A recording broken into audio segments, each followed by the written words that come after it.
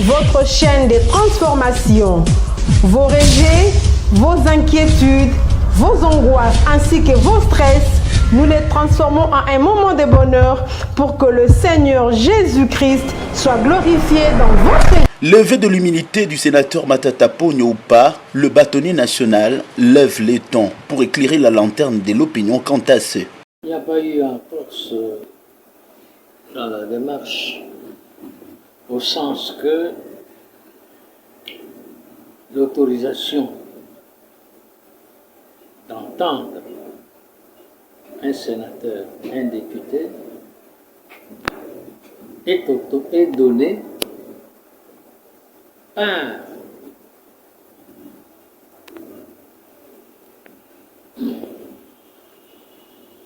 l'institution à laquelle le député, le sénateur appartient. L'autorisation est donnée au parquet par l'institution. Que signifie cette autorisation? Cette autorisation signifie une simple permission donnée au parquet pour qu'il puisse poser des questions à un suspect revêtu d'une immunité parlementaire. Lui poser des questions. Et ça s'arrête là, ça s'arrête là. Matata Ponyo est certes convoqué par le parquet général de la République. Son cas reste une procédure à suivre jusqu'à ce que la justice obtienne sa condamnation. Une mise en accusation, c'est-à-dire le renvoi devant la juridiction, c'est différent. Cette autorisation est donnée par la plénière si elle est demandée pendant que le Parlement, pendant que l'Assemblée, le Sénat est en session. Si le Sénat, l'Assemblée est en vacances, cette permission est donnée par le bureau de l'Assemblée ou du Sénat. Dans le cas d'espèce, le Sénat est en vacances et il revient à son bureau de donner l'autorisation d'entendre le membre du Sénat, le sénateur. C'est ce qui vient de se passer. Et d'après ce que nous avons lu dans la presse, le Sénat a siégé et à la majorité, à l'unanimité des membres présents, le Sénat a autorisé le parquet à pouvoir entendre le sénateur Matata. Je disais que c'est loin d'être la mise en accusation. Parce que pour la mise en accusation, il faut aller à la loi qui organise la Cour constitutionnelle. Cette loi dit, en son article 80, que la mise en accusation doit être autorisée par le Parlement dans son ensemble, c'est-à-dire le Sénat et l'Assemblée nationale en congrès. En congrès. Et ce, par une majorité de 2/3. C'est d'après quelle disposition? C'est l'article 80 de la loi qui organise la Cour constitutionnelle. 2/3 de 600, c'est combien?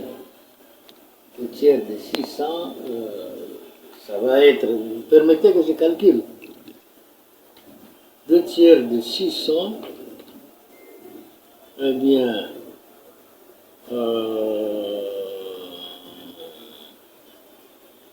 faut, n'est-ce pas,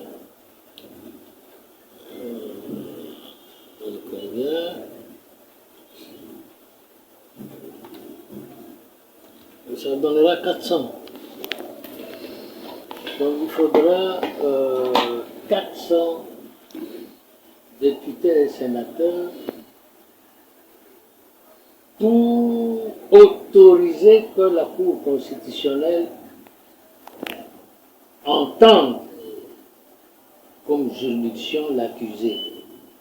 Donc nous ne sommes pas encore là, nous sommes juste au début de la procédure, qui elle est déclenchée par ce que vient de faire le bureau du Sénat.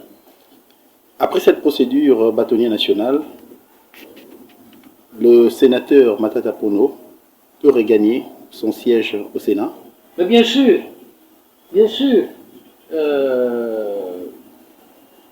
la levée de l'immunité, ce n'est pas un empêchement pour siéger. Il siège, il est sénateur, il ne perd pas son mandat, loin de là. Mais le parquet est autorisé à l'entendre. Et l'intéressé garde son mandat. Alors, on peut revenir dans le fait. On parle de la zaïrianisation. C'est un mot qui dépasse et qui complique certains Congolais. Ils aimeraient savoir, vous qui avez vécu l'époque, comment a été cette démarche de la zaïrianisation?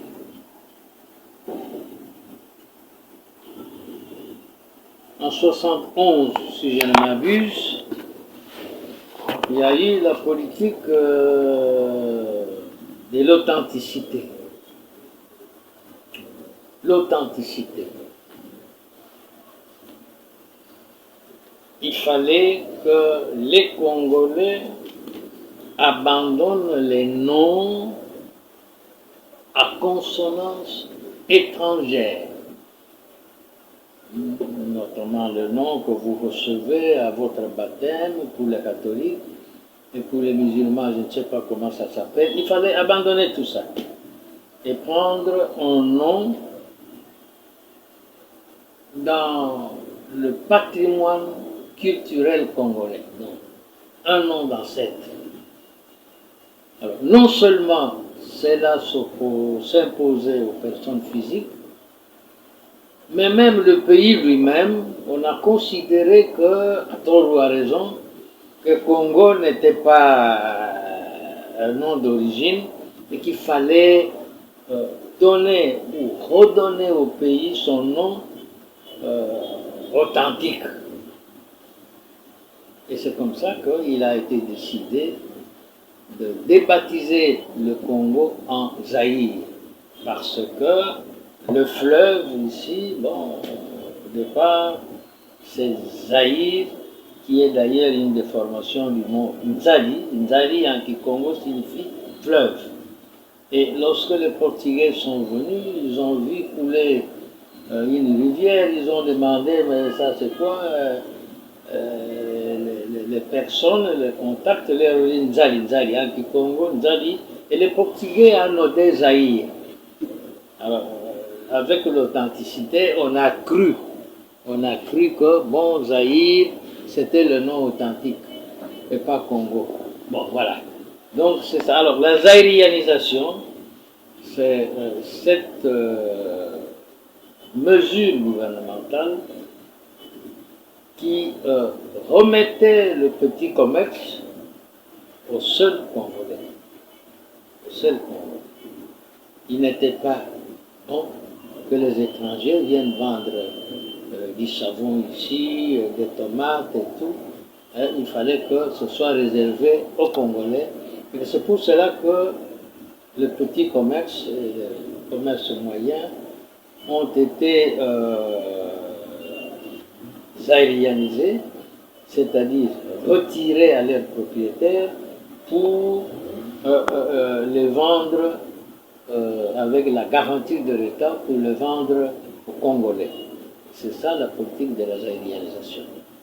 Alors, je rentre dans le dossier Matata Ponno, peut-être dans 30 secondes.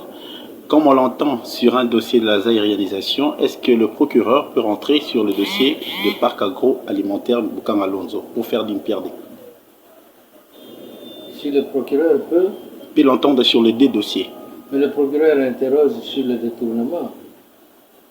S'il a des éléments pour croire, pour penser que de l'argent public a été détourné, que ce soit dans le cadre de la réalisation ou dans le cadre du parc agro-industriel de Bukanga Lonzo, le procureur général peut interroger. C'est tout à fait normal.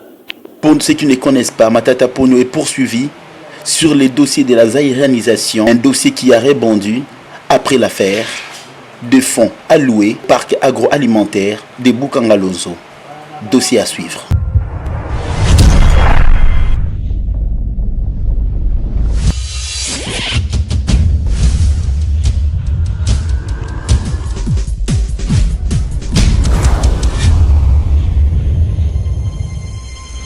La Voix des Vainqueurs Télévision, votre chaîne de transformation. Vos rejets, vos inquiétudes, vos angoisses ainsi que vos stress, nous les transformons en un moment de bonheur pour que le Seigneur Jésus-Christ soit glorifié dans votre vie.